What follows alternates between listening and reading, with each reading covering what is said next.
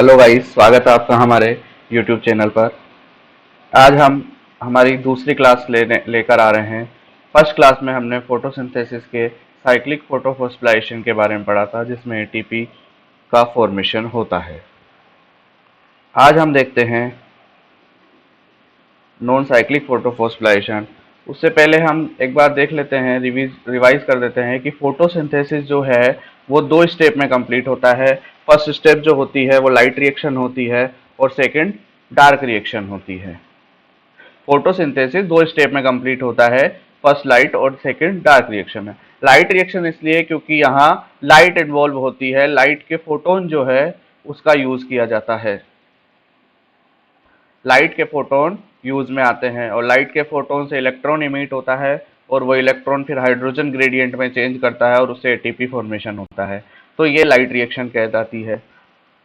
अब इस light reaction में जो भी एटीपी या एनएडीपीएच बनेगा, एनएडीपीएच2 बनेंगे या जो भी एनर्जी करेंसी बनेगी, उसका यूज डार्क रिएक्शन में किया जाएगा और डार्क रिएक्शन में कर कर उससे फाइनल प्रोडक्ट जो है ग्लूकोज बनाया जाएगा। फिर इस ग्लूकोज का रेस्पिरेशन होगा और फिर एटीपी फॉर्मेशन होगा, वो हम रेस्पिरेशन वाले चैप्टर में देखेंगे। तो दो प्रोसेस है, लाइट रिएक्शन और डार्क रिएक्शन। हम पहले लाइट रिएक्शन पढ़ रहे थे, उसको आगे देखते हैं।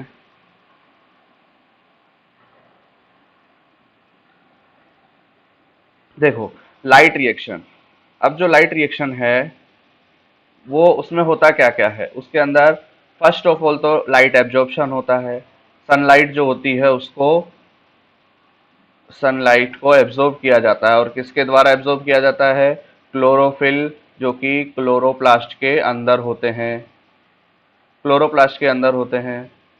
और क्लोरोप्लास्ट में भी थाइलेकोइड्स होती है, उस थाइलेकोइड की मेम्ब्रेन्स के द्वारा इनको एब्जॉर्ब किया जाता है। इसके अलावा वाटर स्प्लिटिंग होती है। यहाँ जो H2 है, H2O है, वो यहाँ टूटता है किस किस में? हाइड्रोजन्स में, हाइड्रोजन आयंस में, प्लस ऑक्सीजन में, प्लस इलेक्ट्रॉन के रूप में। ये हम देखेंगे आज नॉन साइक्लिक फोटोफॉस्फोराइलेशन में होता है।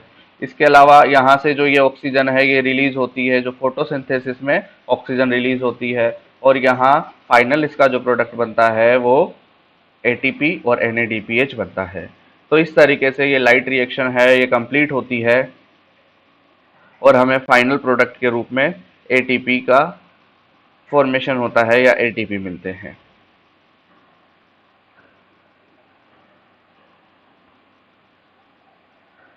अब एक एक्सपेरिमेंट था, Emerson and red drop effect जिसको हम कहते हैं।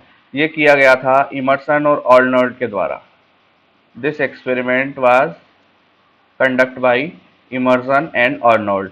और किस पर किया गया था? एक क्लोरेला नाम के एल्गी पर किया गया था, क्लोरेला पर। इमर्सन और अर्नोल्ड ने करा था, अर्नोल्ड ने करा था। क्या करा था इन्होंने? इन्होंने क्या करा कि पहले लाइट जो होती है, आपको पता है 400 से जो 700 नैनोमीटर की वेवलेंथ की अगर लाइट है उसको हम पार कहते हैं, photosynthetically active radiation. Means photosynthesis mostly इसी वेवलेंथ की लाइट में होता है। फोटोसिंथेटिकली एक्टिव रेडिएशन कहा जाता है पार, 700 से 400 से 700 नैनोमीटर की जो लाइट होती है। अब इन्होंने क्या करा कि पहले 700 नैनोमीटर की लाइट ली, या उसको हम कह सकते हैं 680 नैनोमीटर से ज्यादा की लाइट प्रोवाइड करी। किसको प्रोवाइड करी? क्लोरोप्लास्ट को, क्लोरोफिल को प्रोवाइड करी। तो इन्होंने देखा कि जो फोटोसिंथेटिक यील्ड थी या क्वांटम यील्ड थी उसमें कमी आ गई। मतलब ग्लूकोज जो बना या फिर जो फोटोसिंथेसिस का फाइनल प्रोडक्ट था वो कम बना। ठीक है, इन्होंने इसको नाम दे दिया रेड ड्रॉप, रेड ड्रॉप। इसके बाद इन्होंने क्या करा कि 700 nanometer plus 680 nanometer, 700 700 plus 680 nanometer दोनों की लाइट को एक साथ प्रोवाइड करा। प्रोवाइड करने से ये देखते हैं कि एकदम से बहुत ज़्यादा इंक्रीजमेंट हो जाता है फोटोसिंथेटिक यील्ड में। फोटोसिंथेसिस की जो यील्ड थी या क्वांटम यील्ड जिसको हम कह सकते हैं, उसमें एकदम से ज़्यादा इंक्रीजमेंट हो गया। तो इसको इन्होंने कहा एनहांसमेंट इफेक्ट, एनहांसमेंट इफेक्ट। तो ये इमर्सन का रेड ड्रॉप और एनहांसमेंट इफेक्ट कहलाता है। अब इससे क्या कंक्लूजन मिला हमें, या उन्हें उन्हें यह कंक्लूजन मिला कि यहाँ दो फोटो सिस्टम काम कर रहे हैं। तो एक तो 700 नैनोमीटर पर करता है और एक 680 नैनोमीटर पर करता है, और जब हम इन दोनों को मिला देते हैं तो हमें फोटोसिंथेटिक यील्ड बहुत ज़्यादा मिलती है। तो इस तरीके से दो फोटो सिस्टम की खोज हुई, डिस्कवरी हुई। ये था Emerson and red drop and Emerson effect या एनहांसमेंट इमर्सन इफेक्ट। अब देखो, हमने कल जो पढ़ा था वो साइक्लिक, कल या लास्ट क्लास में जो हमने पढ़ा था वो साइक्लिक फोटोफॉस्फोराइलेशन करा था। साइक्लिक का मीन्स वहाँ ये होता था कि इलेक्ट्रॉन एक जगह से निकलता था, वो सभी जगह से घूमकर वापस अपने ओरिजिन पर आ जाता था। इसको हमने साइक्लिक फोटोफॉस्फोराइलेशन कहा था। और यहाँ पीएस फर्स्ट ने काम करा था। पीएस फर्स्ट से इलेक्ट्रॉन निकला था और सबसे पहले फियोफाइटीन के पास गया था। फियोफाइटीन फर्स्ट इलेक्ट्रॉन एक्सेप्टर था और लास्ट में प्लास्टोसाइनिन से वापस पीएस फर्स्ट के पास आ गया था। तो ये साइक्लिक फोटोफॉस्फोराइलेशन था। अब एक दूसरा नॉन साइक्लिक फोटोफॉस्फोराइलेशन होता है, उसको हम जेड स्कीम भी कहते हैं। यहाँ भी एटीपी का ही फॉर्मेशन होगा, लेकिन यहाँ NADPH2 भी बनेगा, एटीपी भी बनेगा और NADPH2 भी बनेगा। ये एनर्जी करेंसी होती है, सेल की एनर्जी होती है। तो यहाँ दोनों का फॉर्मेशन होगा। इसको हम जेड स्कीम कहते हैं। This is also called Z scheme. Why? क्योंकि ये जो प्रोसेस होती है कुछ जेड फॉर्म में होती है। मींस यहाँ से स्टार्ट होगा इलेक्ट्रॉन जाना और यहाँ पे आके खत्म हो जाएगा, ये वापस इसी के पास नहीं जाएगा। इसलिए इसको हम नॉन साइक्लिक कहते हैं, क्योंकि इलेक्ट्रॉन का जो मूवमेंट होता है वो नॉन साइक्लिक रूप में होता है, वापस वो वहां नहीं आता है। ये किसने प्रपोज किया था? ये हिल और बेंडेल ने प्रपोज किया था। तो नॉन साइक्लिक फोटोफॉस्फोराइलेशन या जेड स्कीम जो है हिल और बेंडेल ने प्रपोज की थी। अब देखो, अब एक चीज और है कि ये होती कहाँ है। जो ये नॉन साइक्लिक है ये भी थाइलेकोइड मेम्ब्रेन पर ही होती है। Thylakoid membrane, thylakoid membrane, thylakoid membrane मैंने लास्ट क्लास में बताई थी, एक बार मैं फिर से आपको बता देता हूं। देखो, ये हमारा क्लोरोप्लास्ट है, डबल मेम्ब्रेन स्ट्रक्चर होती है। इसमें सिक्के के ढेर के जैसे कुछ सेल ऑर्गेनेल पाए जाते हैं जिनको हम थाइलेकोइड कहते हैं। एक थाइलेकोइड कहलाता है और पूरा जो ये ढेर है, ये स्टेक है, ये ग्रेनम कहलाता है। ऐसे कई सारे ग्रेनम होते हैं और वो आपस में फ्रीट चैनल द्वारा कनेक्ट होते हैं, ये मैंने बताया था। अब देखो, ये जो थाइलेकोइड मेम्ब्रेन है, अब इसमें भी एक सेकेंड, ये जैसे थाइलेकोइड अटैच है, ये दूसरा अटैच है, ये तीसरा अटैच है, ये तीन थाइलेकोइड है। तो इसकी जो ये वाली सरफेस है जो हमें दिख रही है उसे हम बोलते हैं एपेरेट सतह, एपेरेस्ड सरफेस। यहां पर पीएस फर्स्ट काम में करता है, पीएस फर्स्ट यहाँ पे वर्क करता है, और जबकि जो पीएस सेकंड है वो यहाँ नॉन एपेरेस्ट सरफेस पर काम करता है, जो हमें दिखाई नहीं देती, या दो थाइलेकोइड्स के बीच की जो जगह होती है, नॉन एपेरेस्ट सरफेस।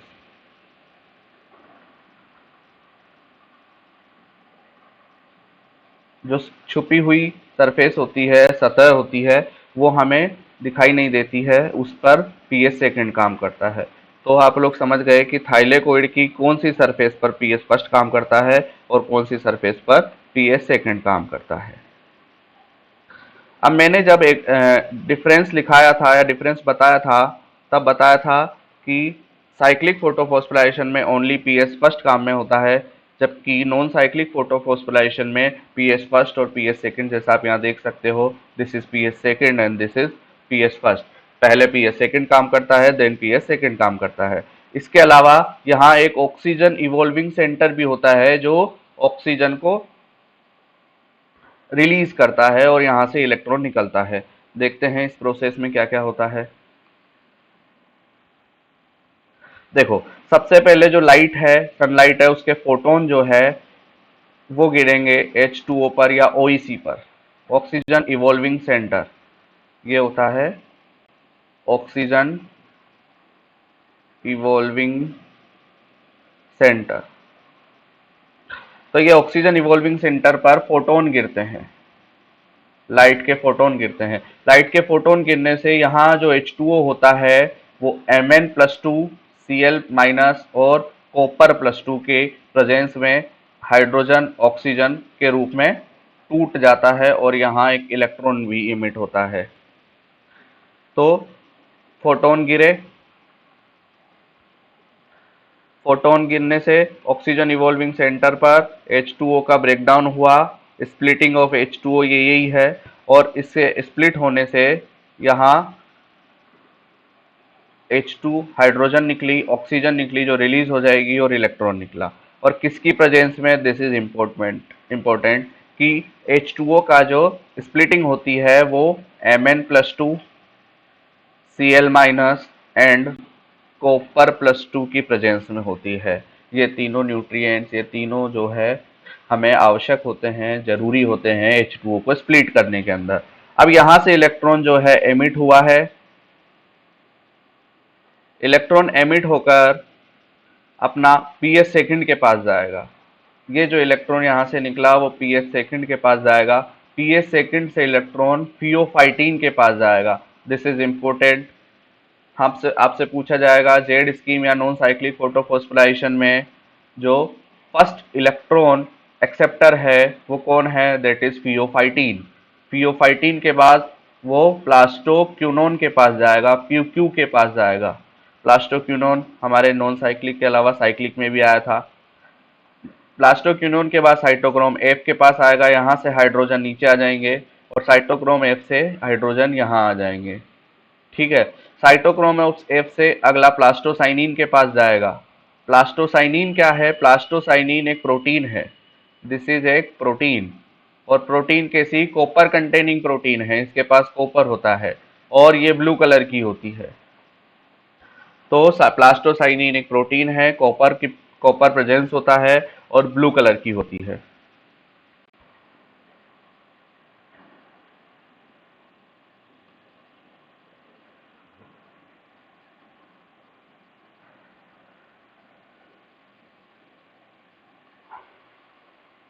एक बार मैं इसको रफ कर देता हूँ।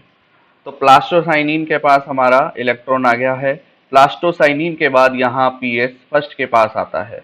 तो ये जो प्लास्टोसाइनिन है, दिस इज, इसको कई साइंटिस्ट जो है वो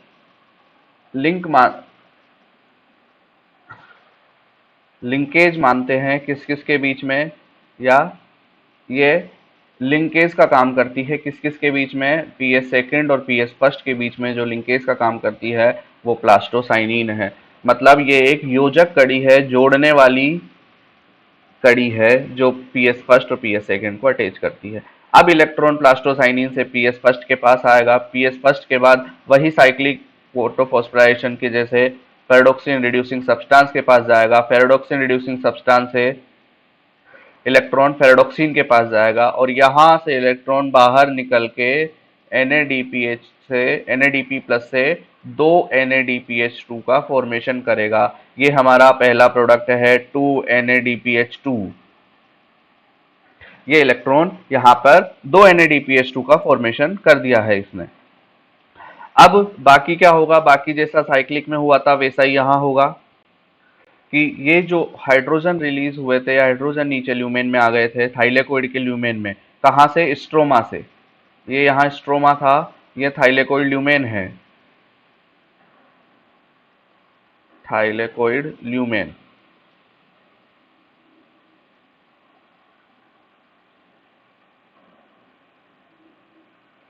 एक second,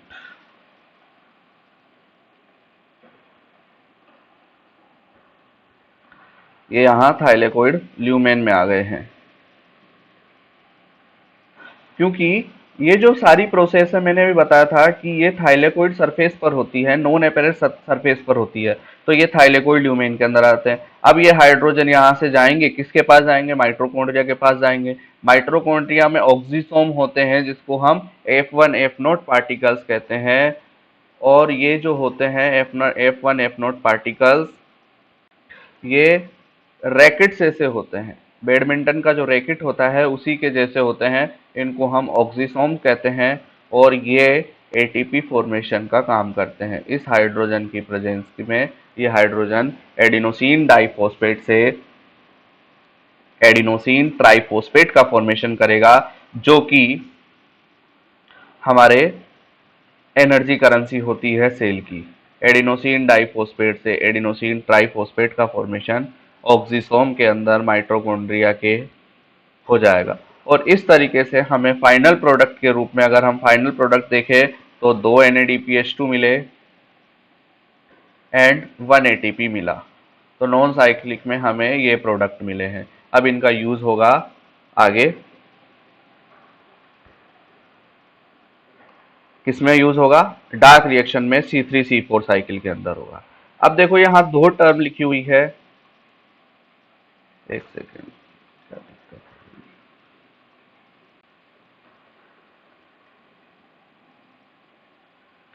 first is quantum requirement, second is quantum yield. Quantum requirement होता है कि एक मॉलिक्यूल ऑक्सीजन को रिलीज करने के लिए, ये जो यहाँ एक मॉलिक्यूल ऑक्सीजन है, एक मॉलिक्यूल ऑक्सीजन को रिलीज करने के लिए कितने फोटोन की जरूरत पड़ती है, उसको हम क्वांटम रिक्वायरमेंट कहते हैं।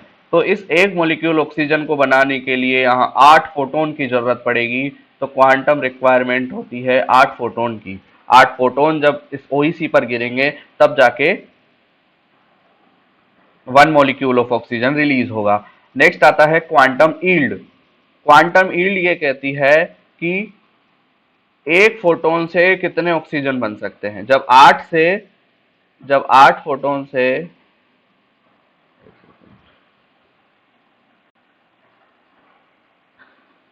देखो क्वांटम रिक्वायरमेंट समझ गए कि एक ऑक्सीजन मॉलिक्यूल को रिलीज करने के लिए 8 फोटोन चाहिए। तो क्वांटम यील्ड क्या होती है? जब 8 फोटोन से एक ऑक्सीजन निकल रही है तो एक फोटोन से कितनी निकलेगी? 1/8 निकलेगी। इस 1/8 का मतलब 12.5%, या फिर हम बोल सकते हैं इसकी वैल्यू 0.125। तो क्वांटम यील्ड जो हो गई वो 12.5% या 0.125 हो गई, क्योंकि एक जब 8 फोटोन से एक ऑक्सीजन निकल रही है तो एक ऑक्सीजन के लिए कितने फोटोन जरूरी है? 12.5% या 0.125 जो है हमें फोटोन की रिक्वायरमेंट होगी। देखो अब यहां तक ये हमारी दो प्रोसेस जो लाइट रिएक्शन की थी, साइक्लिक और नॉन साइक्लिक, ये दोनों खत्म हो गई है। अब हम डार्क रिएक्शन की ओर बढ़ते हैं। यहां हमने एटीपी फॉर्मेशन कर लिया है, अब हम ग्लूकोज बनाएंगे। तो देखो लाइट रिएक्शन की जो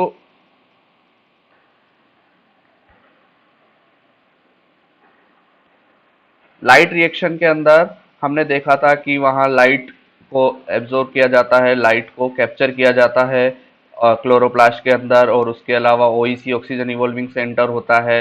इसके अलावा हाइड्रोजन H2O का स्प्लिटिंग होती है, हाइड्रोजन ऑक्सीजन वगैरह निकलती है और ATP बनते हैं। अगली प्रोसेस आती है फोटोसिंथेसिस की, डार्क रिएक्शन।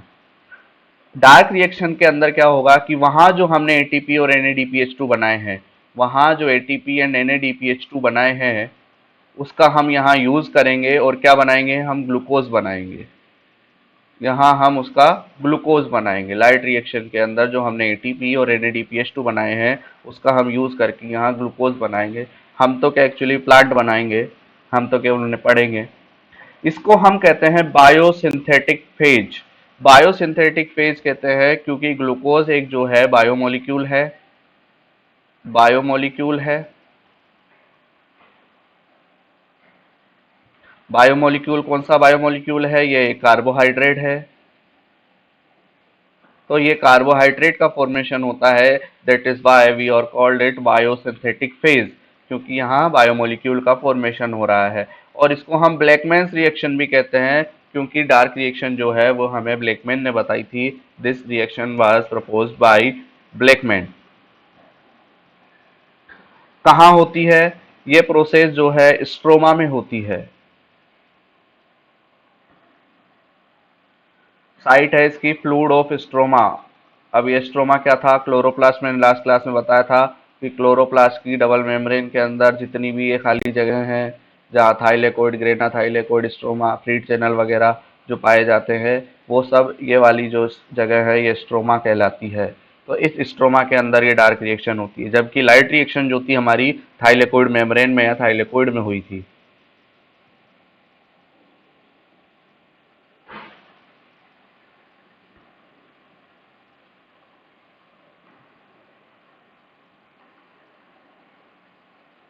देखो, अब ये जो डार्क रिएक्शन है ये भी तीन तीन डिफरेंट वेज में होती है। तीन इसके पाथ होते हैं या तीन इसके वेज होते हैं। कौन कौन से? एक C3 साइकिल होता है, केल्विन बेंसलन साइकिल बोलते हैं, एक C4 साइकिल होता है और एक केम साइकिल होता है, क्रेसेल्यूशन एसिड मेटाबॉलिज्म साइकिल। ये तीनों बनाते ग्लूकोज ही है, इनको एक्चुअली बनाना ग्लूकोज ही है, लेकिन ये तीनों में थोड़ा थोड़ा डिफरेंस है। पहले जो प्लांट थे वो C3 ही थे, लेकिन जब वाटर स्कार्सिटी हुई, CO2 की कमी हुई, तो वो उन्होंने अपने आप को C4 में चेंज कर लिया। इवोल्यूशन के दौरान वो C4 में चेंज हो गए। बन प्रोडक्ट जो फाइनल प्रोडक्ट था वो है ग्लूकोज ही, लेकिन उसके बनने का तरीका यहाँ चेंज हो गया है। अगला जो है वो है केम। अब जब ज्यादा ही वाटर स्कार्सिटी हुई तो वो उन्होंने केम साइकिल में अपने आप को चेंज कर लिया। जो ये केम होते हैं, ये जीरोफाइट्स जो प्लांट है, जीरोफाइट मतलब जो रेगिस्तान में उगते हैं, मरुस्थल में उगते हैं, जो भयंकर वाटर स्कार्सिटी को भी सहन कर सकते हैं, बहुत ज्यादा वाटर स्कार्सिटी को भी सहन कर सकते हैं, उन प्लांट्स में ये वाली पाथ पाया जाता है ग्लूकोज बनाने के लिए। अब इसमें जो होता है, कुछ मीजोफिल में होती है, ये सेल्स के नाम है।